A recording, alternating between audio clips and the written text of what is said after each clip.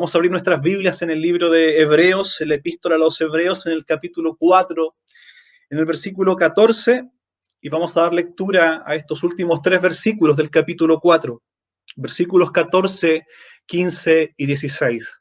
Allí donde esté puede abrir su Biblia o su aplicación.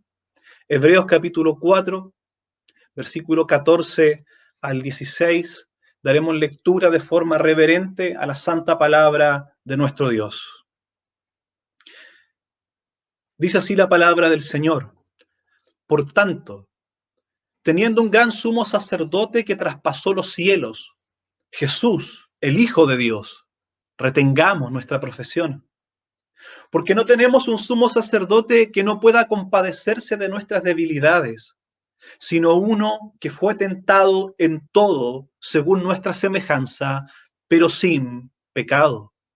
Acerquémonos, pues, confiadamente al trono de la gracia, para alcanzar misericordia y hallar gracia para el oportuno socorro. Amén. Oramos. Padre, te damos gracias por la lectura de tu preciosa palabra, Señor. Gracias por la luz de tu palabra, Señor. Gracias por dejarnos tu santa palabra. Permítenos ahora, en este tiempo, poder meditar en ella, Señor.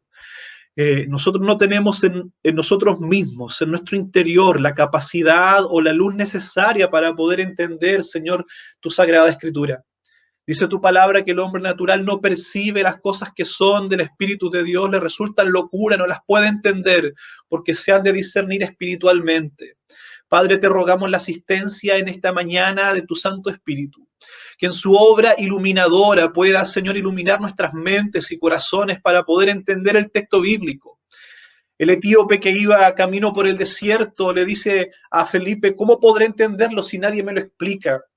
Necesitamos, Señor, la explicación de tu Espíritu, la iluminación de tu Espíritu para poder entender el texto bíblico, Señor, para que éste nos pueda llevar correctamente a los pies de Jesús, no al moralismo, no a enseñanzas éticas simplemente, sino a los pies de Jesús, al Evangelio verdadero, que esta mañana podamos, Señor, ver la gloria de tu Hijo Jesucristo, que nuestros ojos puedan ser abiertos y contemplar un poco más de la gloria de aquel que está sentado a tu diestra, Padre. Esto no lo podemos hacer humanamente, es imposible, está muchísimo más allá de nuestro alcance. Es por eso que oramos a ti en este momento, Padre, rogando que tu Espíritu Santo realice esta obra que solo Él puede hacer. Oh Señor, trabaja en el corazón y la mente de cada uno de los que serán expuestos a esta exposición de tu palabra, Señor. Mi confianza, Señor, no es la oratoria del predicador. Mi confianza no es esa, no es los medios de comunicación que usamos. Mi confianza, Señor, es que tu palabra no vuelve a ti vacía. Mi confianza es que tu Espíritu Santo usará la herramienta de tu palabra, la espada del Espíritu, Señor, para penetrar en los corazones de quienes escuchan en esta mañana, Señor, trayendo remordimiento de pecado y trayéndonos, Señor, la realidad y la belleza de tu Hijo Jesucristo. Padre, abre nuestros ojos para ver a Jesús y que nuestras vidas sean hoy transformadas por medio de la contemplación de tu gloria. Rogamos la asistencia de tu Espíritu, capacita, Señor, al predicador con tu gracia, con tu sabiduría, para que pueda trazar con precisión la palabra tuya como un fiel heraldo, Señor. Oramos a ti, Padre, en el nombre de Jesús. Amén. Amén. Gracias, amados hermanos, por esta bendición. Y estamos hoy terminando el capítulo 4 de Hebreos. Hoy concluimos la segunda advertencia solemne que el autor de Hebreos hace a sus lectores originales. Así que con la gracia de Dios vamos a proceder con la conclusión de esta advertencia. Normalmente las advertencias son negativas, ¿verdad? Cuando yo advierto, por ejemplo, a mi hijo para que se coma su comida, lo hago inevitablemente en forma negativa. Le digo, si no comes tu comida, entonces no habrá televisión. De la misma forma, hermanos, hasta ahora la advertencia que el autor de Hebreos nos ha venido haciendo ha sido principalmente negativa. Podríamos parafrasearla más o menos así. Si no creen a la voz del Hijo, entonces estarán fuera del reposo de Dios, como lo estuvieron los rebeldes e incrédulos de la primera generación del Éxodo. Es más, el autor se esfuerza en esto y demuestra, en lo que fue nuestra predicación del domingo anterior, se esfuerza en demostrar cómo la palabra de Dios está viva en su papel de juicio, como una espada de dos filos. Todo esto, hermanos, son advertencias formuladas claramente en un aspecto negativo. Pero en este punto, en esta altura de la advertencia, hermanos, se ve un giro. El mensaje se torna hacia el aspecto positivo de la exhortación. Volviendo a nuestra ilustración inicial, cuando advierto a mi hijo, no solo le digo que no habrá televisión, sino come su comida. Además le digo y le animo diciéndole que si come, entonces crecerá, será grande como su papá, y además si se come todo lo premiaré con un postre rico. Normalmente esto funciona bastante bien. Pues el autor de Hebreos hace algo bastante similar con sus lectores. Luego de advertirles en el aspecto negativo de lo que pasaría si no entran al reposo de Dios, ahora les anima positivamente.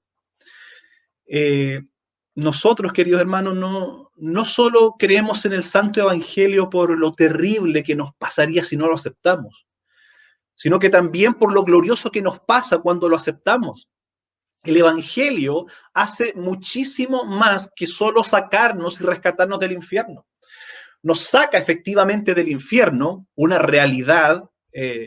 Jesús fue el que más predicó respecto al infierno. No podríamos hablar del Evangelio sin hablar esto. Por eso el autor de Hebreos en su advertencia primero hace uso de este recurso negativo para advertir a sus lectores. Pero es más que eso, el Evangelio no solo nos saca del infierno, además nos posiciona en un lugar de privilegios inmerecidos e impensados e indescriptibles. Y todo esto, hermanos, es en función de quién es la persona de Jesús. De hecho, si no hubiese infierno del cual ser rescatados, el solo hecho de que Jesús sea quien es, hermanos, sería razón de sobra para seguirle y para amarle. Con esto en mente, organizaremos nuestra predicación de esta mañana, nuestro sermón de esta mañana, que hemos titulado Conclusión de la segunda advertencia solemne, y lo podemos dividir con esto en mente en dos puntos. El primer punto será el oficio sumo sacerdotal de Jesús, y nuestro segundo punto serán dos exhortaciones que se desprenden de manera consecuente de esta realidad del oficio sumo sacerdotal de Jesús. Así que con la gracia de Dios dispongamos nuestros corazones, nuestras mentes, nuestros pensamientos para meditar en torno a esta conclusión de la advertencia del autor de Hebreos, comenzando por nuestro primer punto, el oficio sumo sacerdotal de Jesús. Nuestro texto nos dice, versículo 14, por tanto, ese por tanto ya nos conduce, ¿verdad?, hacia el final, hacia la conclusión. Por todo lo que se ha dicho anteriormente, entonces llegamos a esta conclusión. Por tanto, teniendo un gran sumo sacerdote que traspasó los cielos, Jesús, el Hijo de Dios, retengamos nuestra profesión, porque no tenemos un sumo sacerdote que no pueda compadecerse de nuestras debilidades, sino uno que fue tentado en todo según nuestra semejanza, pero sin pecado. Él es, hermanos, nuestro gran sumo sacerdote. Creo que lo primero que sería bueno sería partir por lo básico y definir qué es un sumo sacerdote para que todos podamos ir entendiendo. Los sacerdotes en general eran muchos sacerdotes, pero sumo sacerdote había uno solo por generación.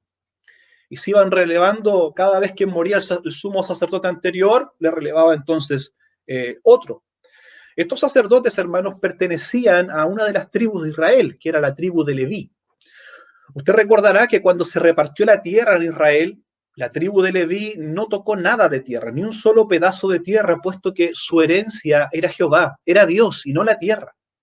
Se dedicaban entonces ellos a servir como sacerdotes. ¿Y cuál era la función de un sacerdote? La función de un sacerdote era ser mediador entre Dios y el pueblo. Ellos eran los encargados, hermanos, de enseñar la ley de Dios al pueblo. Eran los ocupados de las cosas sagradas y santas del tabernáculo o del templo. Y eran los encargados de ofrecer los diversos sacrificios que encontramos tantas veces en las Sagradas Escrituras. De entre todos esos sacerdotes, Dios escogía a uno como gran sacerdote, o él sacerdote, o sacerdote ungido, también le llama el Antiguo Testamento, o como nuestro texto lo llama en esta mañana, sumo sacerdote. Allí tenemos a Aarón, el primer sumo sacerdote, y sus hijos fueron heredando este oficio y este cargo privilegiado de ser sumo sacerdote. Este sumo sacerdote tenía la función de ser el representante por excelencia del pueblo delante de Dios, el mediador por excelencia. De allí el nombre sumo sacerdote o gran sacerdote o el sacerdote por excelencia. Y era el único autorizado, hermanos, para entrar al lugar santísimo, que era una de las partes del tabernáculo o del templo, tan solo una vez al año, en un día santo y especial, muy especial, el más especial del todo el calendario judío, que era el día de la expiación, o también conocido como Yom Kippur. Y debía entrar el sacerdote, el sumo sacerdote, para ofrecer el sacrificio principal del año por los pecados del pueblo. Pero había un problema, hermanos. ¿Cuál era el problema? El problema era que en el lugar santísimo habitaba la presencia de Dios, la Shekinah, la gloria de Dios. Era un lugar muy santo, de allí su nombre, santísimo. Era un lugar muy santo para que un simple mortal, pecador, entrara, por muy alto que fuera su título, en este caso por muy sumo sacerdote que haya sido, era un hombre con pecados y entrar al lugar de la presencia santa de Dios era peligroso. Para solucionar esto, hermanos, el sumo sacerdote primero ofrecía un sacrificio por sus propios pecados antes de ofrecer el sacrificio del pueblo y entrar al lugar santísimo. De otra manera sería fulminado por la santidad de Dios. Pues bien, esto que yo le cuento ocurría año tras año. Yom Kippur tras Yom Kippur. Y entre ellos, otros muchos e innumerables sacrificios adicionales que se realizaban. Sacrificio tras sacrificio, víctima tras víctima, ofrenda tras ofrenda, día de expiación tras día de expiación, sumo sacerdote tras sumo sacerdote. Y el proceso no terminaba nunca. Jamás se completaba, puesto que el sacerdocio y los sacrificios no eran perfectos. El sumo sacerdote no era perfecto y el sacrificio que se ofrecía, si bien tenía que tender a la perfección, no alcanzaba a cubrir o a borrar los pecados de los hombres. Y todo esto se repetía año tras año y no terminaba nunca, jamás se completaba hasta que llegó Jesús. Jesús es nuestro gran sumo sacerdote que puso fin a todos estos sacrificios con su sacrificio perfecto. Note nuestro texto. Por tanto, no dice teniendo otro sumo sacerdote más. Nuestro texto más bien nos dice teniendo un gran sumo sacerdote. 2 veces se usa la palabra grande aquí. Es grande, grande. Es el más excelso de los sumos sacerdotes, el sumo sacerdote supremo. ¿Y en qué radica, hermanos, su grandeza, su supremacía? ¿Por qué el autor le llama el gran sumo sacerdote? Nuestro texto nos dice, por tanto, teniendo un gran sumo sacerdote que traspasó los cielos. Hermanos, Jesús, siendo de la tribu de Judá, nunca ministró como sacerdote en el templo, jamás. Él jamás entró al lugar santísimo. Pero nuestro texto nos dice que él hizo algo muchísimo más elevado, muchísimo mayor, muchísimo más alto, muchísimo más grande, algo supremo, algo que superaba a la entrada del sumo sacerdote una vez al año al lugar santísimo. Él no solo entró a un lugar aquí en la tierra. Nuestro texto nos dice que él traspasó los cielos mismos. No traspasó el velo para entrar al lugar santísimo. Traspasó los cielos mismos y entró a la presencia misma de Dios. Ningún otro sumo sacerdote, ni siquiera Aarón, podía hacer eso. Y ojo, Jesús no entró solo por un par de minutos a la presencia de Dios, como los demás sumos sacerdotes entraban y salían rápidamente del lugar santísimo. Esos sumos sacerdotes entraban con la sangre del sacrificio, la rociaban sobre el propiciatorio, hacían su labor y salían enseguida. Por ejemplo, cuando el sacerdote Zacarías, padre de Juan el Bautista, entró al santuario para ofrecer el incienso, solo al santuario para ofrecer el incienso, se le apareció un ángel de Dios, ¿cierto?, que le entregó un mensaje, y con esto demoró más de lo habitual, por lo que el evangelista Lucas registra en su evangelio, en Lucas 1:21, que el pueblo estaba esperando a Zacarías y se extrañaba de que él se demorase en el santuario. Dentro del oficio sagrado, los sacerdotes no perdían tiempo dentro del santuario ni hacían cosas innecesarias. Mucho más, el sumo sacerdote traspasaba el velo, entraba al lugar santísimo, cumplía su función santa y salía prontamente de la presencia santa de Dios. Sin embargo, Jesús hace esto mismo de forma superior, entrando no al lugar santísimo, sino a la presencia misma de Dios, tras traspasar los cielos, los tres cielos, ¿cierto?, de la mentalidad judía, y entrando en la presencia de Dios mismo. ¿Qué es lo que hace Jesús? ¿Entra y sale rápidamente después de ofrecer el sacrificio, como lo hacían los demás sumos sacerdotes habitualmente?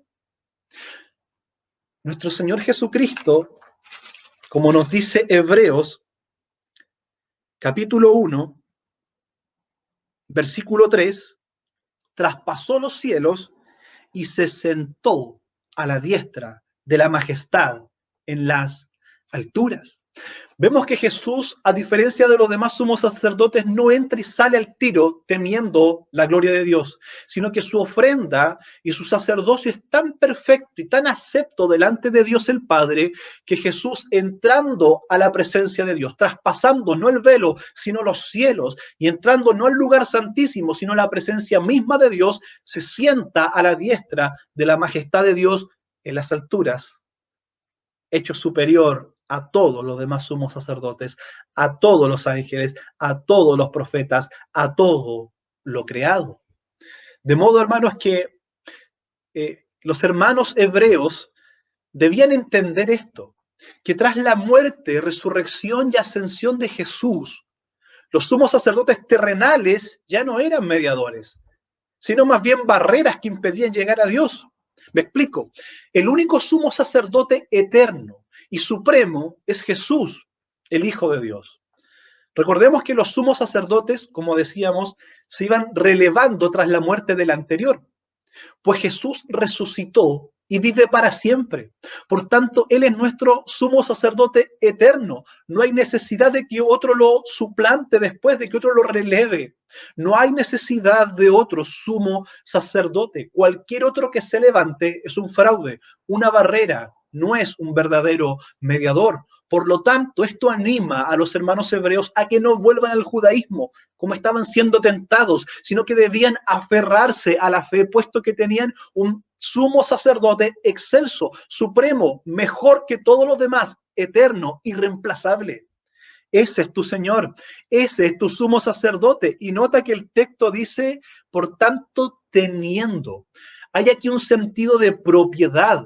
Este sumo sacerdote no es una persona extraña de Israel, del Medio Oriente, alejado de nosotros. Es nuestro. Por tanto, versículo 14, teniendo, nosotros, teniendo, es nuestro. Teniendo un gran sumo sacerdote que traspasó los cielos. Bendito sea nuestro Dios. Esto es de tremendo ánimo para los hermanos hebreos que estaban siendo tentados a dejar la fe en Jesús para volver al judaísmo. Con esto el autor les anima a no hacerlo. Les anima a entrar en el reposo de Dios aferrándose a Jesús, este gran sumo sacerdote que era de ellos. Bendito sea nuestro Dios. Y para reforzar aún más esto, el autor añade, por tanto, teniendo un gran sumo sacerdote que traspasó los cielos, Jesús, el Hijo de Dios. El autor aquí lo que hace es escribir el nombre humano Jesús junto al título divino Hijo de Dios. El nombre humano Jesús junto al título divino Hijo de Dios. Y el beneficio de esta misteriosa unión hipostática entre la naturaleza divina del Hijo de Dios y la naturaleza humana la vemos en el versículo 15. Porque no tenemos un sumo sacerdote que no pueda compadecerse de nuestras debilidades, sino uno que fue tentado en todo según nuestra semejanza, pero sin pecado. Bendito sea Dios. Santiago nos dice algo que puede hacernos un poco de ruido y debemos entenderlo bien. Santiago nos dice que Dios no puede ser tentado por el mal. Entonces, si Jesús era Dios, ¿cómo podían sus tentaciones ser reales? Pues la respuesta se encuentra en la naturaleza humana de Jesús. De allí que el autor une el nombre humano de Jesús con su título divino. La respuesta a la realidad de la tentación de Jesús fue su naturaleza humana. Como Dios efectivamente no puede ser tentado por el mal, ni él tienta a nadie, pero como hombre él sufrió nuestras tentaciones. El texto dice, fue tentado en todo, según nuestra semejanza, pero sin pecado. Hermanos, él fue tentado en el desierto de forma tan extrema que ninguno de nosotros lo soportaría. ¿Quién de ustedes, tras 40 días de ayuno, podría resistirse a convertir las piedras en pan si tuviera el poder de hacerlo? Si tuviéramos el poder de hacer cosas, ¿cuántas cosas haríamos, verdad? Nos dejaríamos llevar por la tentación y haríamos abuso de nuestro poder. Sin embargo, Jesús no lo hizo. Jesús fue tentado en el desierto de formas que nadie lo podía soportar. Jesús fue tentado de la forma en que Adán lo fue y Jesús triunfó donde Adán falló. Jesús fue tentado de la forma en que Israel fue tentado en el desierto y Jesús triunfó donde Israel falló. Jesús fue tentado de las formas más extremas. Si tú has sufrido tentaciones fuertes, debes entender que las tentaciones de Jesús lo fueron aún más. Y a diferencia nuestra, él salió victoriosa de todas. La tentación no solo fue allí. El autor de los evangelios en Mateo, por ejemplo, nos dice que después de las 3 tentaciones en el desierto, Satanás le dejó por un tiempo, pero luego volvió al ataque. Y lo vemos en los escribas y fariseos que constantemente se acercaban a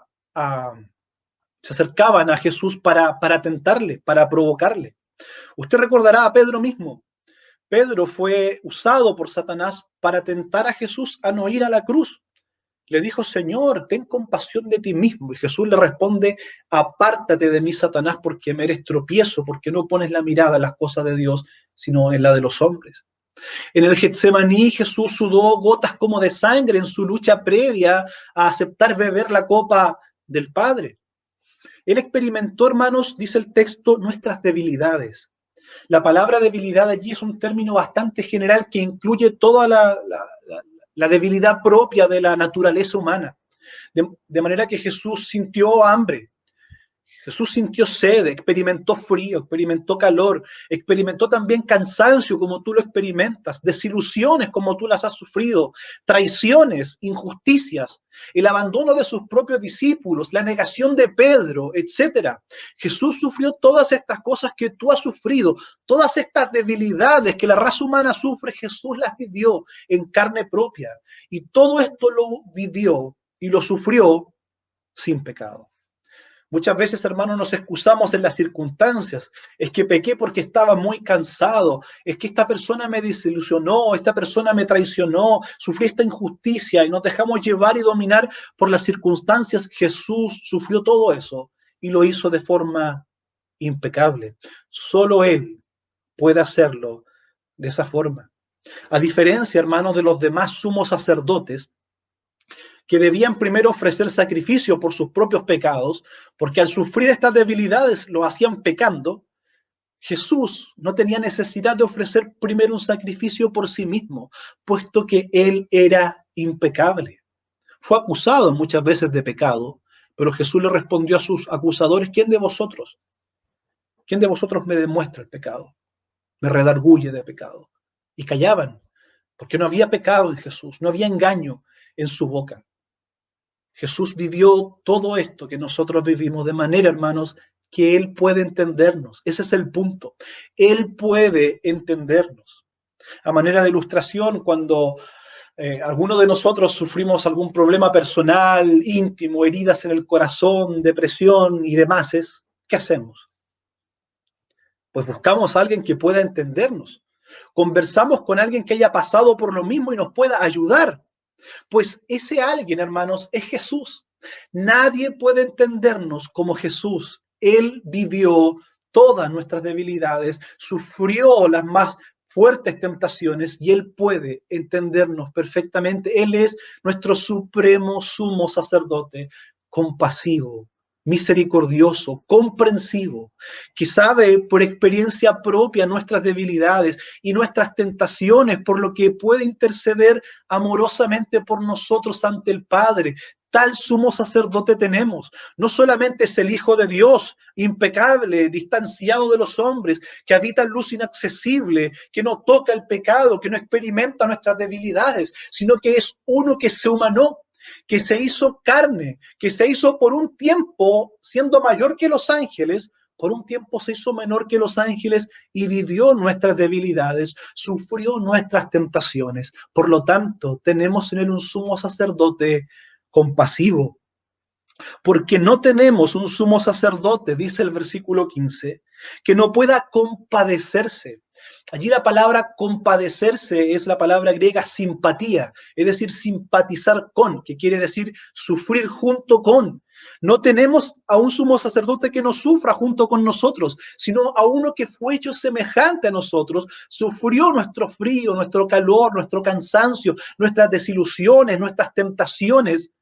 Sufrió todo esto, pero sin pecado. Y puesto que tenemos tal sumo sacerdote, podemos acercarnos a él confiadamente.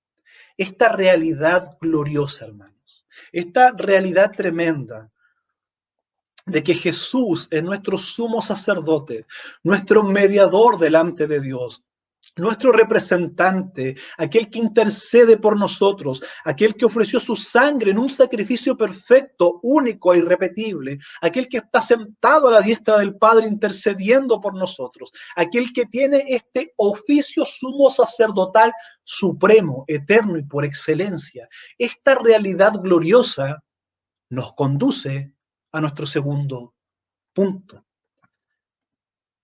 Las exhortaciones consecuentes con esta realidad gloriosa. Y la primera que encontramos es en el versículo 14. Por tanto, teniendo un gran sumo sacerdote que traspasó los cielos, Jesús, el Hijo de Dios, retengamos nuestra profesión. Esa es la primera exhortación que se desprende de esta realidad. Por tanto, teniendo un gran sumo sacerdote, retengamos nuestra profesión. Recordemos que precisamente los hebreos estaban siendo tentados a soltar su profesión en vez de retenerla, soltar su profesión de fe en Cristo y volver al judaísmo.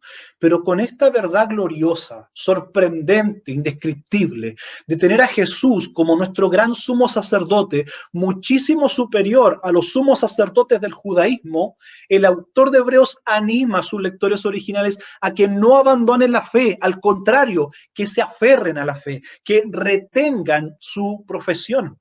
La palabra retener del griego krateo significa aferrarse, agarrarse fuertemente de algo. Se usa frecuentemente en el Nuevo Testamento de forma literal, como cuando el cojo se aferró a Pedro y a Juan, por ejemplo. Y también se usa muchas formas en muchas ocasiones de forma figurada. Por ejemplo, en Apocalipsis 2:25, cuando el Señor le escribe a la iglesia en Tiatira, le dice, lo que tienes, reténlo. Y usa la misma palabra, krateo, reténlo hasta que yo venga. Es en este último sentido, hermanos, en la que el autor de Hebreos usa esta palabra krateo, aferrarse o retener, en el sentido de un compromiso, no en el sentido físico, sino en el sentido de un compromiso. ¿Y qué es lo que tenemos que retener? El autor nos dice, retengamos nuestra profesión. No se refiere, obviamente, a una profesión laboral, es obvio que no, sino a profesar una determinada fe. En este caso, nuestra profesión de fe o nuestra fe, o mejor aún, como lo dice el texto original, homología, es mejor traducirlo como nuestra confesión de fe.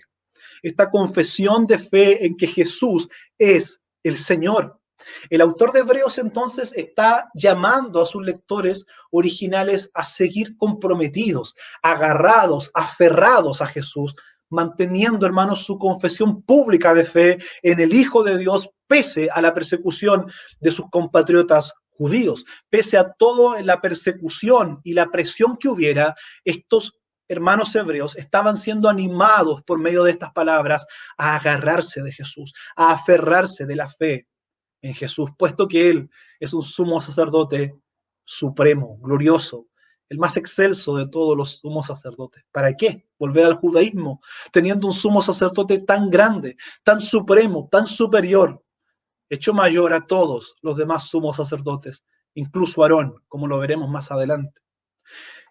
Estos hermanos estaban claudicando y son conducidos ahora, por medio de estas palabras, a mirar al glorioso Señor y con su ayuda a aferrarse firmemente a la fe. Hermanos, hagamos nosotros lo mismo.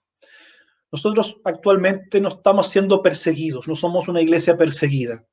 En muchos países, en la actualidad, hay iglesias perseguidas. En nuestra realidad desconocemos eso por experiencia, pero sufrimos otros tipos de persecuciones o otros tipos de presiones. Hermanos, en la presión que sea, en la persecución que sea, ya sea hostigamiento en tu lugar de trabajo porque eres cristiano, ya sea que tu jefe te hostigue por tu fe, tus compañeros de trabajo o de estudio se burlen por tu fe, tu propia familia se burle por tu fe y te ejerza la presión de abandonar la fe para conformarte a ellos. En medio de cualquier circunstancia parecida a esta, las palabras de ánimo son también para nosotros el día de hoy, puesto que tenemos un sumo sacerdote tan glorioso. Agarrémonos de la fe, aferrémonos a la fe, retengamos nuestra profesión de fe, porque esto vale la pena. Bendito sea nuestro Señor por esto, hermanos. La confesión de fe incluye, en este caso, creer en la deidad de Jesús y en su sacerdocio supremo. La segunda exhortación que se desprende de esta gloriosa verdad del oficio sumo sacerdotal de Jesús es la que la encontramos en el versículo 16. Acerquémonos, pues, confiadamente al trono de la gracia para alcanzar misericordia y hallar gracia para el oportuno socorro. El primer llamado o exhortación es retengamos. El segundo es acerquémonos. Hermanos, este sumo sacerdote perfecto nos hace una provisión perfecta. Es que no podría ser de otra manera. Este sumo sacerdote perfecto nos hace una provisión perfecta. Aquel que nos entiende perfectamente también provee perfectamente para nuestras necesidades. Y esta provisión no está lejos de nosotros. Actualmente en esta pandemia ha sido difícil muchas veces obtener provisiones. Hay supermercados que trabajan, y esto lo digo a modo de ilustración, hay supermercados que trabajan con delivery, ¿verdad? Y uno entra a la página y hace su compra y al final ve cuándo es el despacho, en 2 semanas más el despacho. Entonces está lejos esta provisión. Sin embargo, en el caso de Jesús no es así. La provisión está cercana. Este sumo sacerdote perfecto hace una provisión perfecta e inmediata. No solo es perfecta, es además fácil de acceder. De manera que el autor de Hebreos nos dice, acerquémonos. Tan solo debemos acercarnos. Qué fácil, ¿verdad?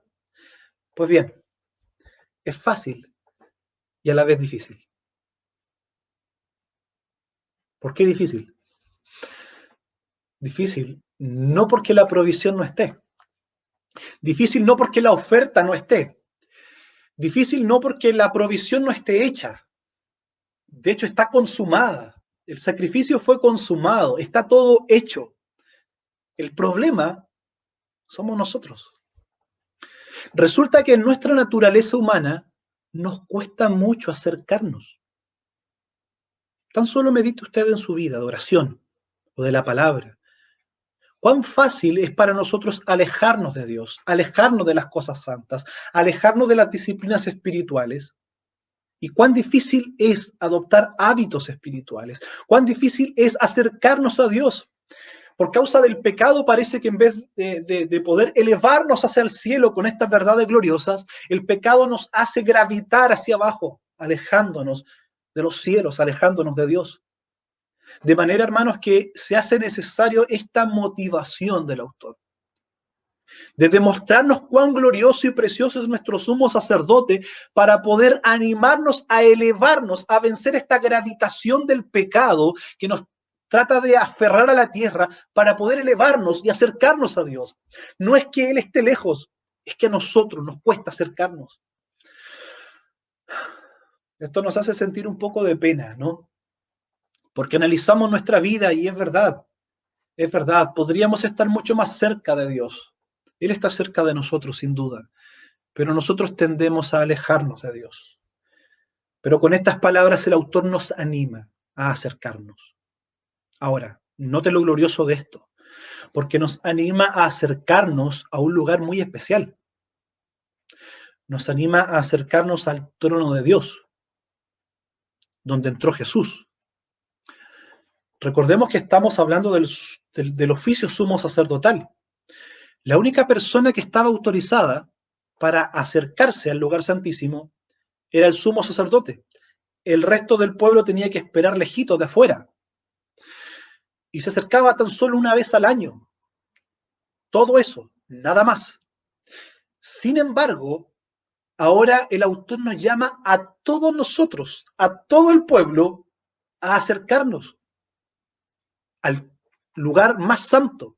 No al lugar santísimo como un lugar físico dentro de un templo, sino al trono de Dios mismo, por medio de la fe.